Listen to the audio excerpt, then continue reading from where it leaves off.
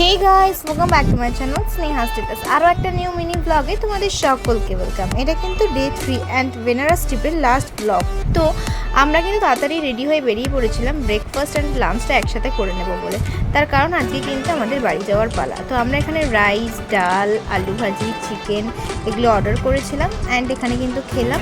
তো দেন চলে এলাম কিন্তু সোনাশাড়ি ক্লাইম্যাক্স। এখানে আসতে চাইলে ওদের নিজস্ব ইউটিউব চ্যানেল আছে সোনাশাড়ি, তো সেখান থেকে কিন্তু তোমরা কন্ট্যাক্ট নাম্বার পেয়ে যাবে। সেখানে কল করলে কিন্তু ওরা তোমাদেরকে হোটেল থেকে রিসিভ করে ওদের শপে নিয়ে আসবে। আমরা এরকমভাবে এসলাম আর এখান থেকে অনেকগুলো শাড়ি কিনেছি কিন্তু আমরা। সোনাশাড়ি ক্লাইম্যাক্স, তো এখানে কিন্তু তোমরা যোগাযোগ করতে পারো। তো এখানে দিন চলে এলাম সোনাশাড়ি ক্লাইম্যাক্সের দোকানের পাশে কিন্তু কারখানায়। তো এখানে কিন্তু এমনি যেমন হাতে তৈরি মেশিনও রয়েছে, সেরকম কিন্তু রয়েছে কম্পিউটার মেশিন। এখানে কিন্তু হাতে তৈরি মেশিনে যেমন একটা শাড়ি তৈরি করতে 1 মাস টাইম লাগে, সেরকম কম্পিউটার মেশিনে একদিনে 4-5টা শাড়ি তৈরি হয়।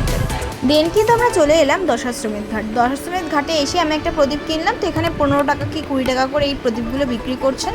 তো এই প্রদীপটা নিয়ে কিন্তু আমরা উঠে পড়লাম বোটে। তো বোটে কিন্তু এখানে তোমরা যদি পার্সোনালি রেন্ট করো তার জন্য কিন্তু নেবে 1000 টাকা। যদিও এখানে কিন্তু অনেকে 2000, 2500 এরকম টাকা বলবে, বাট তোমাদেরকে বার্গেন করে কিন্তু এখান থেকে 1000 টাকায় নিতে হবে। আর পার হেড যদি নৌকা রেন্ট করো সেক্ষেত্রে কিন্তু চার্জেস আলাদা, কারণ আমরা কিন্তু পার্সোনালি রেন্ট করেছিলাম, তাই জন্য আমাদের কিন্তু 1000 টাকাতে হয়ে গেছে। তো এই দশাশ্রমের ঘাট থেকে যখন তোমরা নৌকা করে উঠবে, তো নৌকা করে কিন্তু এখানে বিভিন্ন ঘাট দর্শন করাবে, যেরকম কিন্তু মণিকর্ণিকা ঘাট, আশি ঘাট, পঞ্চগঙ্গা ঘাট, রাজেন্দ্র প্রসাদ ঘাট, এছাড়াও কিন্তু আদি কেশব ঘাট। এখানে কিন্তু প্রচুর ঘাট রয়েছে, সেগুলো তোমাদেরকে দেখাবে। তো এখানে কিন্তু আমি কিন্তু প্রদীপটা জ্বালিয়ে এখানে গঙ্গায় ভাসিয়ে দিলাম। দেন কিন্তু আমরা এখানে প্রচুর ঘাট যেগুলো রয়েছে সেগুলো কিন্তু আমরা ঘুরে ঘুরে দেখছিলাম। দেন কিন্তু আমরা চলে এলাম দশাশ্রমের ঘাটের পাড়ে। তো এখানে কিন্তু তোমরা যে ঘাটে বসে যে গঙ্গা আরতিটা দেখবে, তার জন্য কিন্তু আবার তোমাদেরকে আলাদা করে রেন্ট করতে হবে।